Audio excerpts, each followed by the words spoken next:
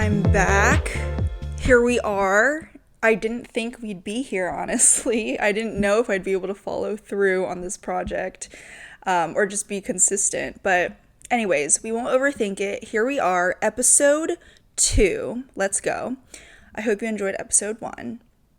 I really do empathize with content creators. There are people who've made a career out of making content online because, like, whenever they say leave a comment below, I've always been a silent viewer, I'm like, why do I need to leave a comment below? Like, great, maybe I'll thumbs up. But now I get it. I'm like, I want you to engage. Like, tell me what you think. Like, do you agree? Do you disagree? But anyways, if you saw episode 1, it was a little bit more all over the place. Today I have a couple more specific topics in mind. But before we get into all of that, thank you for being here. I feel like with the first episode, got into the habit of telling you what I'm wearing, so I'll also tell you what I'm wearing today. Today I'm wearing this Lululemon jacket. It's actually, I don't know the name of it. If somebody wants to know and leaves a question in the comments, I'll answer. But it's like a cropped light jacket. I have it in this dark gray color. I also have it in a white color, so it's fun to choose on a given day. Like, I'm feeling a little more cozy. Like, today's been a little bit gloomier. The sun, I'm facing the window and the sun has come out a little bit more, so maybe I'm feeling more of my white cream jacket now. But yeah, it's nice to like kind of choose the vibe of what jacket I want. And these jackets are nice like in the summer, right? Like, especially when it's hot. But maybe indoors it's a little bit colder in the AC, or in the evenings when the sun's gone down, it's a little bit breezier, windier. And like a light sweater is great to put over like a dress when you're going out for a nice dinner. But what if you're just casual or you're in more of an athleisure fit? I feel like this is something that's like chic and, cinches you up a bit, but is also like relaxed and cozy. But it gives a different vibe than like throwing on a huge comfy hoodie, What else? I've made myself an afternoon coffee. It is about 3:30. I'm looking down at my laptop here in front of me.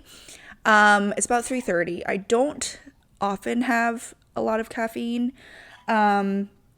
However, sometimes you're just really tired, right? And like, I think in general, I don't like to be reliant upon any types of like caffeine or energy drinks, or I understand how some people need to be on medication and stuff like that, but I try to, like, if I can help it, I try to not be reliant on other substances. I don't know why, like, but every now and then you need a little something to get you going, right? But the thing about this coffee, so funny thing about me is, like, I feel like I get passionate about a lot of things, coffee being one of them, but sometimes I just don't think it's worth it to fully go all in and like purchase equipment and like do it all out. Like, I like a good deal. I like to do something really well, but on a budget. It depends on the thing, obviously, but with coffee, yeah, like, I haven't really found the motivation to invest in like really nice coffee equipment, a nice coffee machine, unless somebody convinces me otherwise. Like, I need somebody to be like, Emily, you gotta get this thing because it is gonna make your iced lattes changed forever. That is not the case right now. And in the meantime, what I use is a simple, good old French press. Hear me out, guys. And I don't just use it for black coffee. Like, as you've heard, I want to make a nice latte. And so what I'll do is still put in the normal, like, amount of ground coffee that you would use for a standard cup of coffee, or extra if you want double, and make an espresso shot out of it. So I'll just add less water, and then I'll add that into my iced latte. And it's just like concentrated coffee. It's espresso. It's great. And I also, so far, I've been getting like the Chobani creamers. What have I been using recently? I've tried a couple different flavors. I think right now I'm using cookie dough. I think a Chobani creamer, I can never tell, like, is Chobani like healthy? Is it good? Like, it's not organic, but they have a lot of like protein stuff and it seems healthy. I don't know. for now, we're using it. It's not the best creamer in the world. Like it doesn't taste like a iced latte that you buy out at a coffee shop, in my opinion. But it does make my coffees really tasty, and like it makes me look forward to my coffee, where I otherwise wouldn't look forward to my coffee. Which I know people buy like syrups for their home and stuff, but I just want it to be easy, like not thinking about the pumps. I just dash of creamer, milk, ice. Guys, having an ice maker in your fridge is also a game changer. But that also just is living in the suburbs for you. Everything is better in the suburbs. Maybe this is just me being jaded after living in Manhattan, but you can't have anything nice in Manhattan, Like, where are you going to put your ice machine? Your fridge isn't going to make that ice for you. Depends on what kind of apartment you're in, what kind of appliances you're in, but in the apartments I've lived in, the fridges did not have ice. And ice changes things. I love having ice water. I love having iced coffee.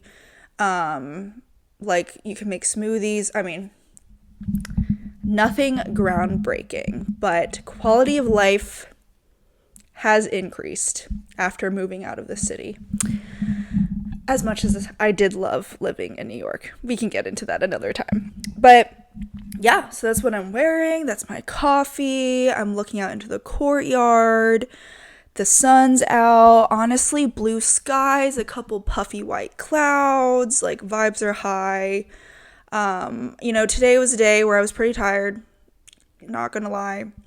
Couldn't really, get moving, get motivated, but something about just, holding this mic and talking got me motivated. And you know what? Why not? Just use that. I'll just use that and make that an excuse to film my next episode. So here we are. Any other items I want to talk about? I did want to incorporate some favorites in every one of my videos. I don't know if that means material wise or entertainment wise, but I think we can do a catch-all, just favorites, anything an experience, things I've loved recently, and okay, let's talk about New Jersey. I feel like New Jersey gets a lot of hate, which I get it. There are a lot of parts of New Jersey that aren't very pleasant. And I'm not that experienced with New Jersey. I'm mostly experienced with Princeton. And then, I've done the road trips. I feel like I've driven through most of Jersey, just by way of going home to Virginia where my parents live, or driving up to New York, or driving west to Pennsylvania, or driving east to the shore. I feel like I've covered a lot of the ground, and a lot of it is really beautiful. But I'll just talk about Princeton, New Jersey, which is where I live currently, or maybe just anywhere central Jersey. Somebody comment down below, what are great places to live in Jersey? Because I feel like Jersey does have a lot to offer. It's just not talked about. But specifically living here in central Jersey, obviously living in the town of Princeton itself is great. The university is there, but even if you're not affiliated with the university, there are so many town events. It's just so cute. I talked about Gilmore Girls in my last video, and sure, this isn't exactly like Gilmore Girls, a town in Connecticut, but it's in terms of the small town vibes, you kind of sometimes see people you recognize, and it's very walkable, cute coffee shops. There's a public library, really good restaurants, the campus itself is beautiful. It's just a really wonderful town to live in. And then at the same time, it's drivable too. Downtown, unless it's a sunny Saturday and everyone's out and about trying to go to lunch and go to dinner, sometimes it can get a little bit crowded in downtown Princeton, but otherwise, yeah, you can totally drive through it without a problem. And then, you've got proximity to all the big stores, groceries, all along Route 1. There's all these restaurants and malls and groceries. It's just crazy that everything's just clumped together in different spots along that, along Route 1. I don't know if that counts as a highway, but, so Princeton itself is great. But more than that, it's also like your proximity to various areas. So to the south is Philly. Like Philly has so much to offer. And then yeah, there are various hotspots in Pennsylvania. Last episode I talked about the King of Prussia Mall. That's really cool. Longwood Gardens, like I can even talk about that in an episode. Like it was just I went when I was like 7 years old. I remember not caring much about it, but there's something about getting older and having greater appreciation for like landscaping and like a beautifully mowed lawn and like thousands of, or I don't know, hundreds of thousands of species of flowers and trees and all sorts of things. It's just like, and then like the Versailles type, like hedges that are like in different shapes and animals, and it's just, anyways, Longwood Gardens, beautiful. You could spend many hours there. Same with the King of Prussia Mall. But yeah, that's like Pennsylvania. And then the Jersey Shore. I think people have mixed reviews on the Jersey Shore. Obviously, people compare it to like the Hamptons or just like other like nearby beaches in the tri-state area. But Jersey Shore, I think, is like, it's just super family friendly. There are boardwalks like all along the shore. Like New Jersey, like the shore of New Jersey is very, very long. It like goes all the way down to Cape May, and then goes basically all the way up near New York. And so there are just like various towns you can go to, various hotspots. Obviously like Atlantic City, you know, there, Cape May, like, yeah, there's some classic spots that people like to go to that can get really busy in the summer.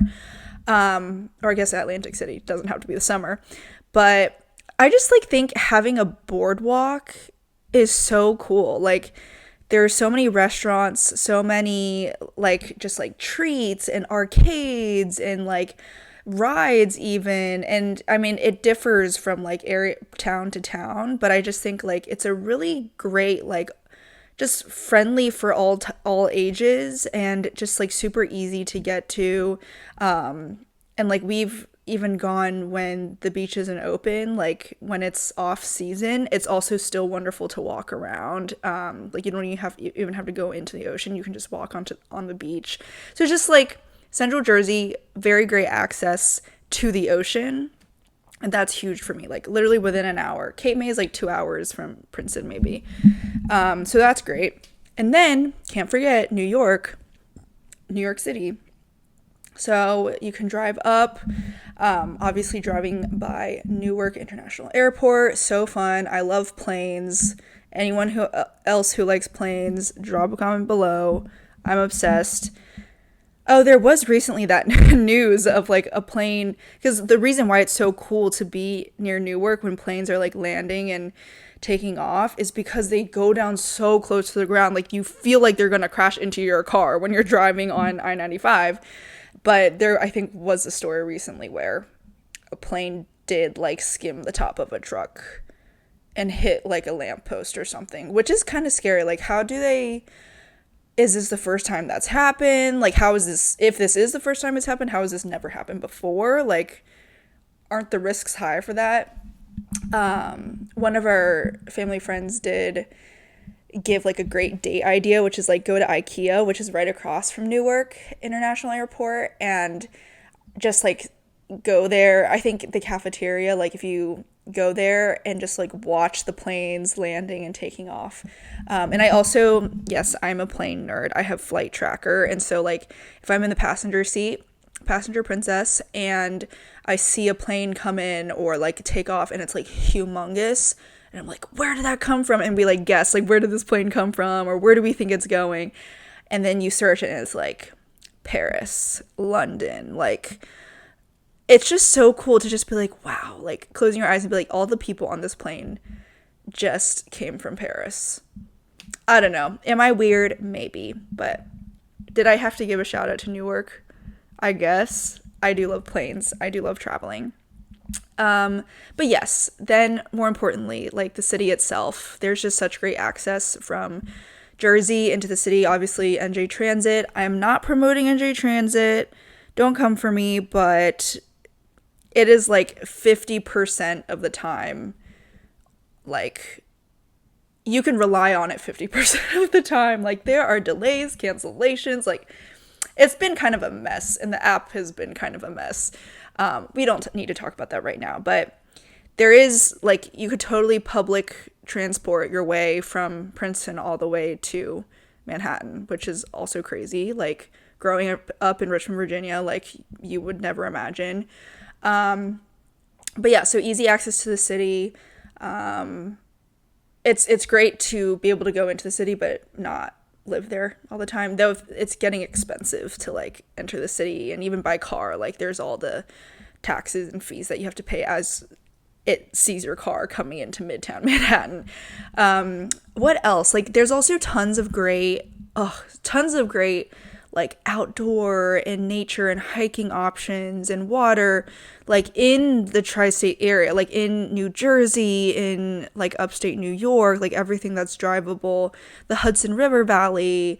But, like, New Jersey and Pennsylvania themselves have just so much, like, protected, like, wildlife and parks and hikes and nature trails that are, like, that you can search up and just say, I'm in this area, like, what hiking paths are there? And it'll just, I think you could, either do it on Google or maybe All Trails, like that app or something.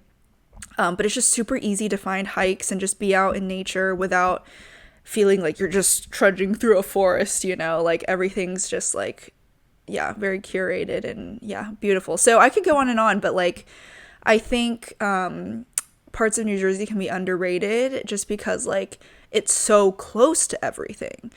But then what makes being in Princeton a bonus is, like, it's not just that you're close to other things, but the place you're specifically located at is also really just such a treasure as well.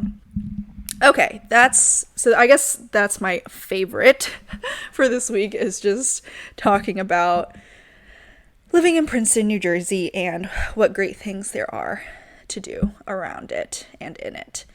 But to get into the topic of today, I really wanted to talk about, like, what I would tell my younger self today. Like, this is a really expansive topic. Like, I could go down multiple avenues. And so today I have, again, some notes on my laptop in front of me and just a couple things I thought of, like, maybe I'd want to touch on. Again, like, definitely I could talk way more about each of these things later on. But, and I'm 26. If you didn't know, I'm 26. I'm a 2000 baby, which is crazy. 'Cause, yeah, 90s babies don't associate with 2000, but then you're born in 2000 and you feel really old because all the 2000 babies feel really 2000s, like 2004 or 2005, like, babies feel really young. So you're like, who do I associate with? Anyways, so I'm 26. I graduated from college 4 years ago. What I would tell my younger self, like, I think I'll start by giving you guys some context about each of the stages of my life. Quick coffee break. I feel like my throat was also getting a little bit strained from all the talking so far. Whew. So I'll give you a little bit of context about each of the stages of life I've gone through so far, and maybe where my head was at, or maybe little things I've struggled with, or, what I would tell myself at each of those points in life. And I'll just be pretty general about it because there is so much detail I could go into. The first general stage would be, growing up in Virginia. I went to the same school for 13 years. I grew up doing ballet. I did like a lot of singing and musical theater at my school as well. And then I also played piano all the way since I was 5 through I graduated. I mean, I've always continued to play piano, but in terms of, like, lessons and competitions and everything.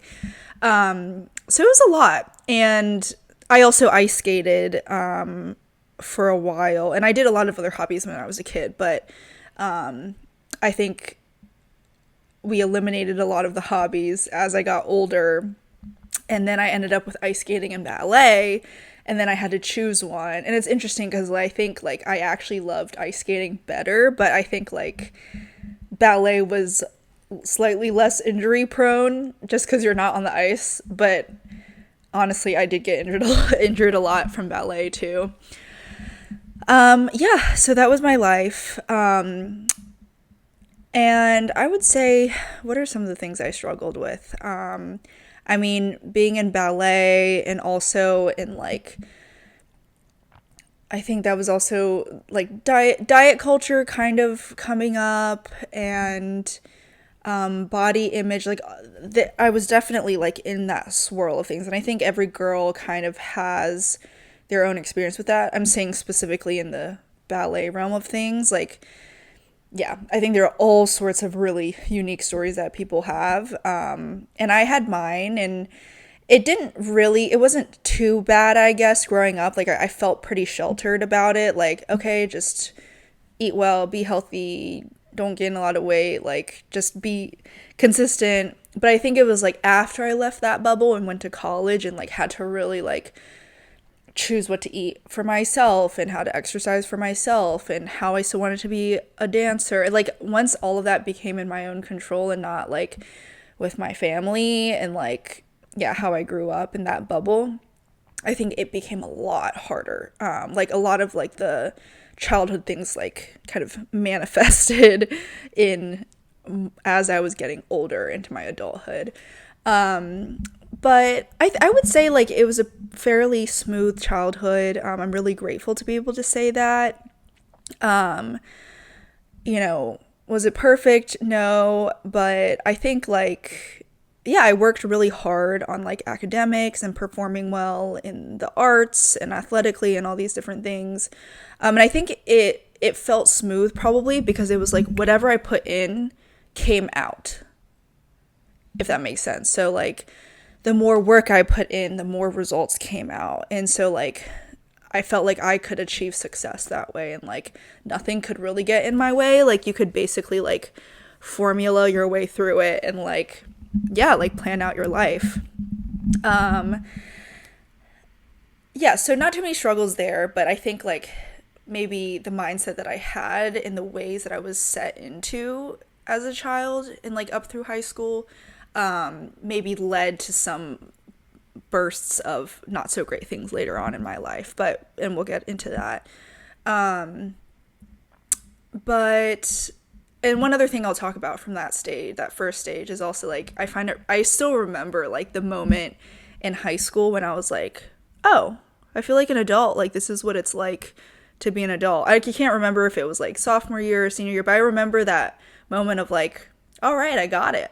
Like, I feel like I've been through a lot in my life. I feel like I've gone through ups, I've gone through downs, and I kind of know how to handle all of those things. And, I feel like an adult. I can go conquer the world now, go to college, go get a job. Things feel great. And I'll get into this later too, but I think like, obviously later on in life, you get into your 20s, and I'm sure I'm in my 20s now, and I'm sure once I get into my 30s, my 40s, I'm going to keep looking back and just being like, wow, I didn't know that much, or like I still hadn't gone through XYZ and like hadn't been challenged and molded in these ways, and like of course I wasn't an adult back then. Yeah, so I think it's just interesting to look back on that. And I think the best favor we can do ourselves is to like continue to be curious and to be open-minded and to be humble and know that like there's still so much to learn, and you're never going to have it down perfectly in this lifetime, like, and I think that helps us to be more empathetic to others in their different walks of life, and also helps us to not judge ourselves when we do fail or make mistakes. Like, oh, I thought I had it all together. Like, I thought my life made sense, but now I have no purpose. Like, just having a looser grip on, like, what your self-righteousness and how well you think you know yourself and the world and how the world works. And, like, I think as a society, we probably have, like, morphed more into this like, yeah, independent culture of like, I know what's best. Like I live life the right way. Like you should learn from me. Like, and I think it's a good thing to have confidence about like how you've chosen to live your life and have certain types of, yeah, certainties about this is the conclusion I've made about myself and life, but like always be open to that changing and for things to knock things off the shelves of your life, so to speak. Like things might happen that will change your perspective and cause you to think, wow, and look back and reflect, wow, maybe I was an adult back then. Like maybe I didn't. But what is adulthood? What is maturity, right? I think earlier this week, or was it last week, I was in a conversation with some friends and someone was asking like, what really is maturity? Like I think in different contexts it means something different. And anyways, that was a pretty interesting philosophical discussion. Next stage, I'll try to make this faster. Next stage was college, and where I was at Princeton for college, and I loved it. Like, I mean, COVID was my sophomore year. I really feel like our year had it almost the best, maybe just because we had a full freshman year, like unaffected on campus, like didn't think COVID was going to happen, like that was in the future.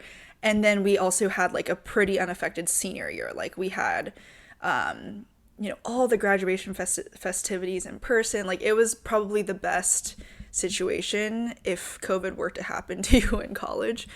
But yeah, COVID happened when I was in college, and but I did love Princeton. Like so many of my closest friends are from college, and just what an incredible opportunity. And I can talk about that in a future video. But to be more personal about it, I think like some of my biggest struggles, at least freshman year, like coming into the university, or just into the college stage of my life, were more about like who I am and who other people see me to be, right? Like obviously kids, when they go to college, they get a chance to reinvent themselves. And I think for me, I didn't necessarily reinvent myself, but I did feel like there was an opportunity to be like, who are my new friends? Like I went to a 13-year school growing up for 13 years, right? And like this was the first time I was meeting tons of new people, like from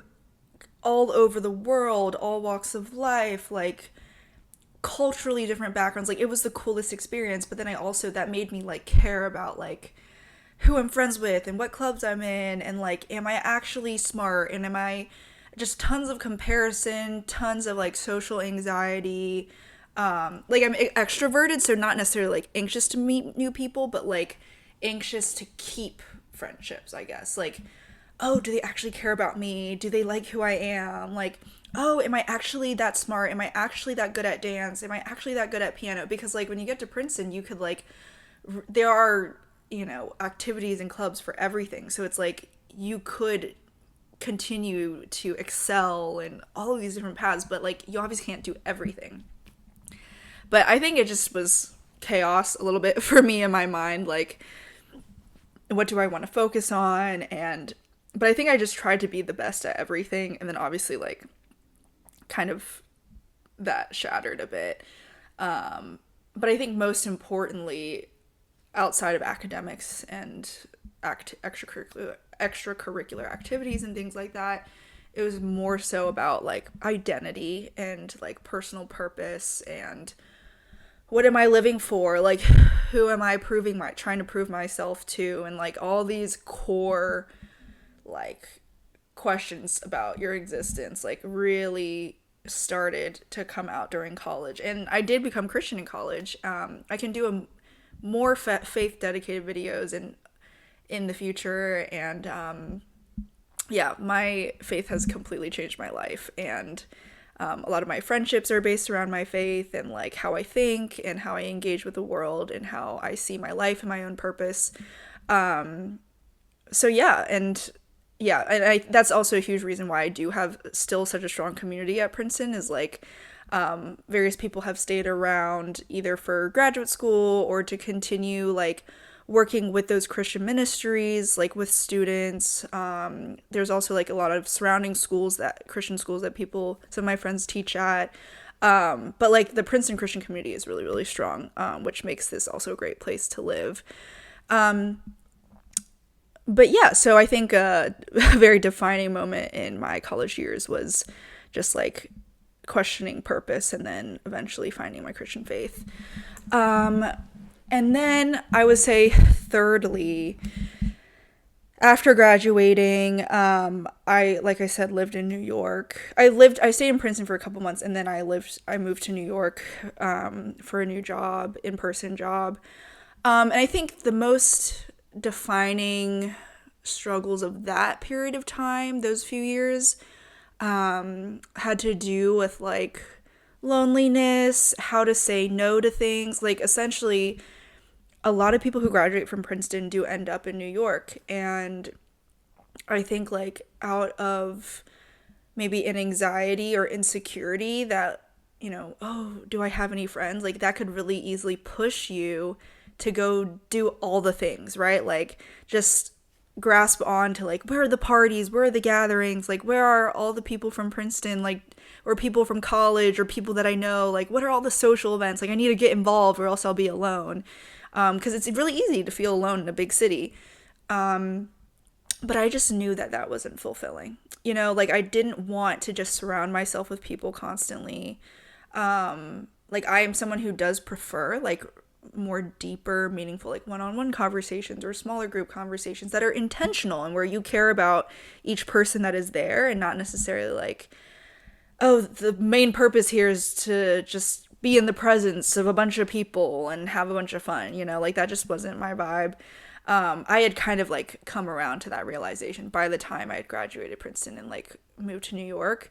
But I did struggle a lot because I think a lot of people struggle post-grad, but I did struggle with like loneliness, with how to say no, not wanting to say no, like go into the other extreme of like just being like isolated and just alone all the time. Like, but I think it did help me to maybe go overboard on saying no and then start to like add in like time with specific people and being intentional.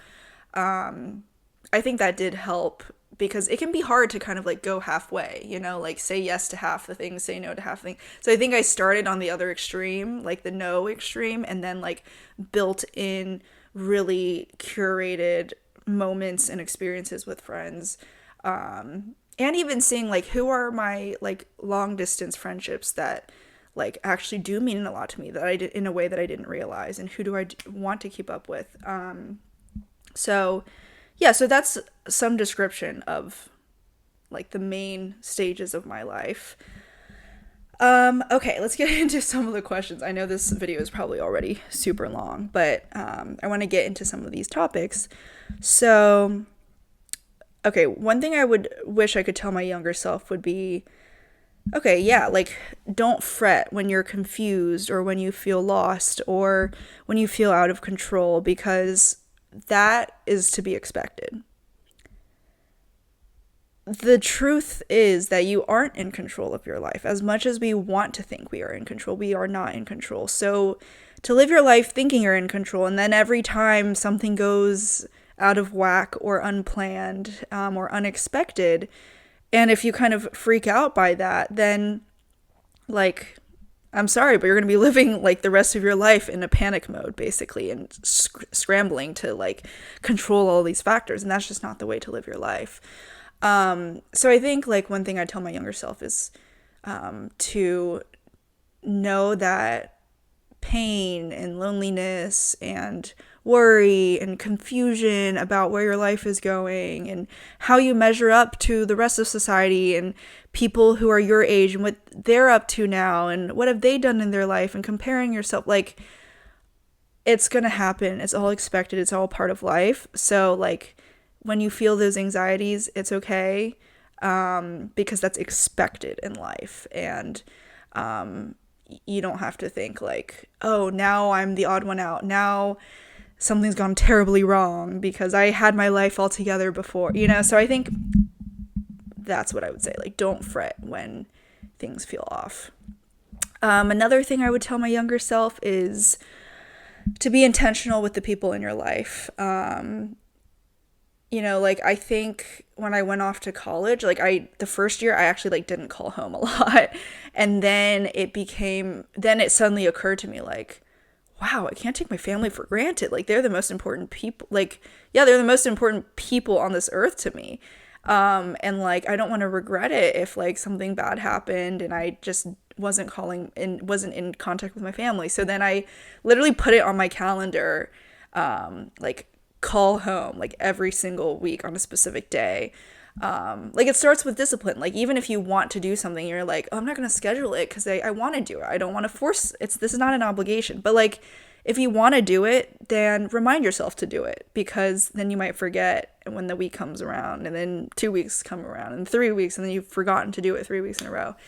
And then this is more later on in life, but like I think growing up, you go to school and college and you're surrounded by friends, you're surrounded by great people, and there's no worry that like you'll be off in the world alone. But the thing is, when after you graduate, sure, you have a job and you have coworkers, but like your close friends you may not see every day anymore. And so it's like I was saying in my last video, like relationships with your family, with a significant other, with friendships, like it all takes work. And it's not just like work, it's also discernment and like asking yourself like, what do each of these people mean to me? And like, do I truly care about them? Am I using them for something? Are they using me for something? Like, were we friends out of convenience? Were we friends out of circumstance? And like, you don't have to overthink it, but it's kind of like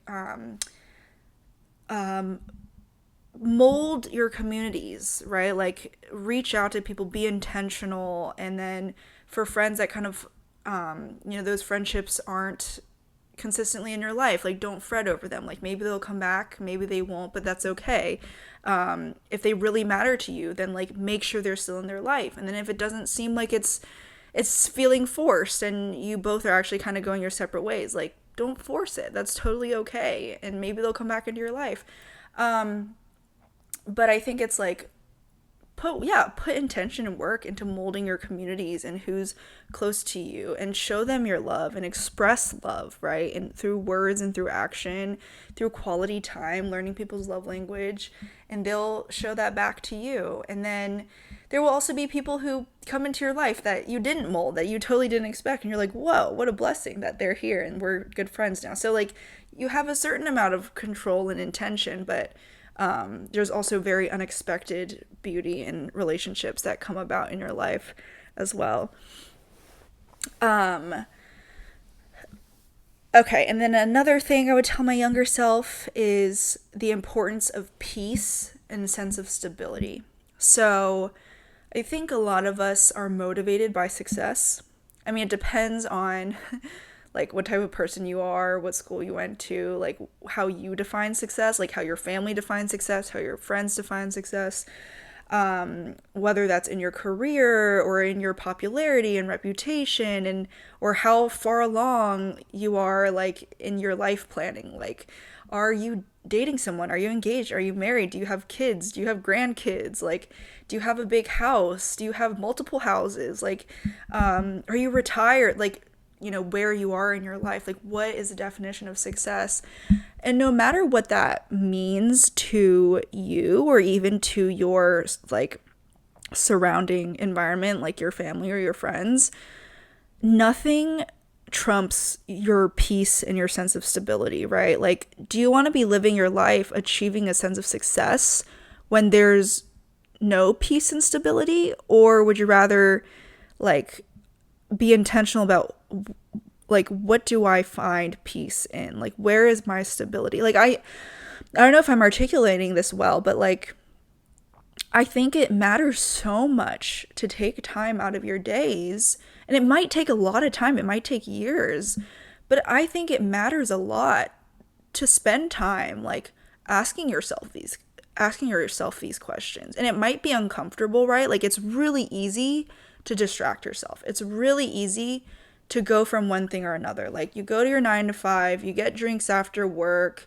Like you go to the gym, you shower, you make food, you watch your favorite TV show, you go to bed, you wake up, you do the same thing again. Like it's really easy to just like not think about deeper questions. And there are more deeper questions than just this, like peace and stability, but I think it does matter to do the uncomfortable things and to ask yourself, like, am I at peace? Am I running purely by distraction or by a sense of obligation and duty? And obligation and duty are good things, but it's like, am I at rest? Like, where's my hope? Where is my, and it just all comes back to faith. And I'm actually writing a book on this. We'll see if it does actually turn into a book, but I've just been doing a lot of writing about this too. For me, ultimately, it does come down to my Christian faith, like these questions. But I think no matter who you are, no matter what background you have, like take time to think about these questions. Peace and sense of stability. Where does that come from for you? Do you have those things? Or if you do, are they like in healthy things, like is your sense of stability in like one person, in one romantic partner? Like maybe that's not necessarily healthy. So I would urge you to like think through that question. And oh yeah, and one other thing I wanted to say about that is like another reason why we try to chase success and not think about peace too is because like we see social media online in the online world, like you see how other people are living their lives, but it's not reality. Like you see how they're achieving their successes and they look happy, and so you're like, you know what, regardless of whether I feel at peace right now or not, I'm gonna work my butt off so I can get where that person I see online is, because then by that point I'll also be happy and feel at peace and content and free. That's not the case. Like, how sad would it be if we worked our whole lives to get to this point, get to a point where we thought, oh, that's where we'd be happy, and then we actually weren't happy? Like, why not think about those things right now before you just jump on the train and like try to get where someone else has already been, when in reality they're actually not showing you like all the aspects of their life that they're going through. So I think that's something that I've learned growing older, is like that I would wish to tell my younger self is like, just do you. Focus on you and your path and your community. And that's what life used to be before social media, right? Like you truly just could focus on the people around you. Like you can't see what someone in the country across the Atlantic Ocean was doing, right? Like, so I think, there is a gap between what you see online and images and videos versus reality. Just a couple more things I wanted to say. Like, another thing I would tell my younger self is like, over time you will build a sense of identity and confidence, and that'll come from, becoming more resilient after certain hardships in your life, or even good experiences in your life, and getting to know yourself better, and what are your skill sets, what are your strengths, what are your weaknesses, being honest about what your weaknesses are.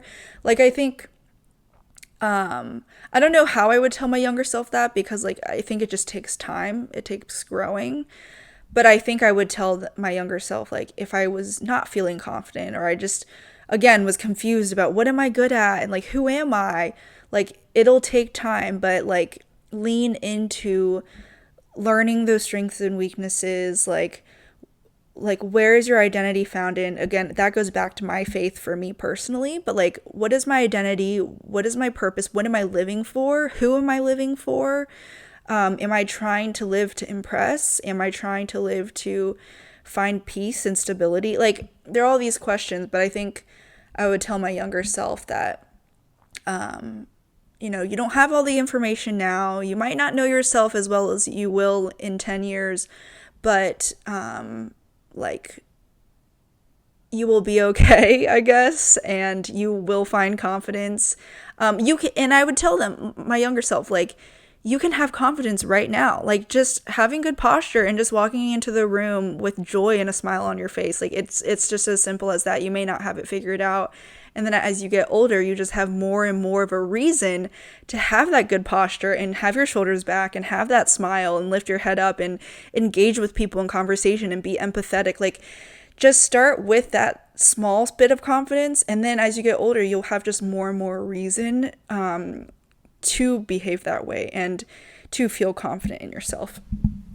And I think, yeah, I also took some notes about like people pleasing and stuff like that, which is a whole other big topic. But, you know, if what's in the way of your confidence is that you don't think you're good enough, and you think XYZ thinks you're weird or thinks you're ugly, like, you know, like it's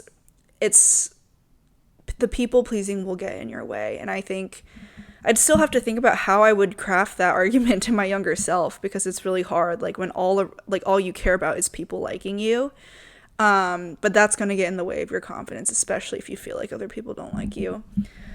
And then lastly, I mentioned this earlier, but it's so important to stay humble. I would tell my younger self that. Like, I think when you're younger and sprightly, like maybe each new thing you learn, you're like, I'm on top of the world. I got this.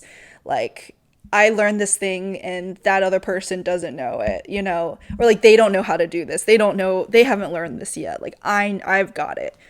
But I think the best thing you can do for yourself is to stay humble, stay open-minded, stay ready to learn, and that you won't ever attain perfect wisdom in this lifetime, you know, like, and that might be hard to hear, especially like if you're not Christian, you might be like, bro, what does that even mean? You know, I'm talking about like, you know, as a Christian, you believe in eternal life and things like that. But in this lifetime, like, you will be a sinner and you won't be like perfect in what Jesus and God, they're the definition of perfection, right? Like, in this lifetime, we won't be perfect. And so I think that actually takes a huge burden, a huge heaviness off of you, off of your back, because you're like, oh, the goal isn't to be perfect. Like, yes, we want to grow and be better and be, more wonderful as we get older, and to grow in better ways and change in better ways. But to think that at any point in our life, we have achieved like greatness and attained greatness, and like other people should be learning from us, and like, if only everyone else thought how I thought, if everyone lived the way I lived, then what a wonderful world. I think that's like where we err. And I think that can get in the way of empathy too. Like, there are so many people who live so many different lives. And like, if you meet them face to face, like, how do you prevent yourself from judging them, right? They're like, you're like, oh, you live your life that way. Oh, you think that, like, or you have the savior mentality of like, oh, I need to get them to think how I think. Like, they don't know how to live their life. Or worse, like, you don't even want to talk to them, and you're like, oh, hi, like, nice to meet you, but I'm not going to get involved in that messiness. Like, that's a life I don't understand. Like, yeah, like, I think I've learned a lot about like just keeping an open mind and realizing like I have so much to learn. And maybe me compared to 10 or 15 years ago, like, I have things I want to tell my younger self of things I've learned, but like, that's just going to continue to be the case as I get older. I'm going to want to tell my younger self, like, it's going to be okay. Like, you will learn XYZ in the next 15 years. It's okay. So stay humble and stay open-minded, stay curious. Don't give in to cynicism and thinking you've got it all together. I mean, those are different things, but yeah. So I guess that was a little bit of a deeper episode. As you will come to learn, like, I do have a lot of deep thoughts and feelings and things like that. So I don't know if that was your cup of tea. Maybe the first episode was your cup of tea, or maybe this one was. Who knows? So let me know. Please engage with me, engage in conversation with me in the comments, or just shoot me like some messages on social media or something. But yeah, maybe that's where we'll leave it today. I'm always scared that my camera's not recording. Like, I don't use the front camera. I like to use the back camera. I'm exposing myself. I'm filming on my iPhone. It is the iPhone 17, so like, it is such a good camera. So I'm like, why not film on this? Like, this is like 4K video. Like, this is amazing. Like, what a privilege. But the downside of filming like with the back camera is, who knows? Did my phone die? We shall see in a couple seconds here when I turn the camera around. But yeah, hopefully I'll see you next time. Hopefully you'll continue wanting to watch these types of videos. But yeah, I need to think of, a title for this podcast, titles for these videos. Like, am I going to have something I say at the beginning of each video or at the end? Who knows? But we'll leave it here today. Love you guys, and I'll see you next time. Bye.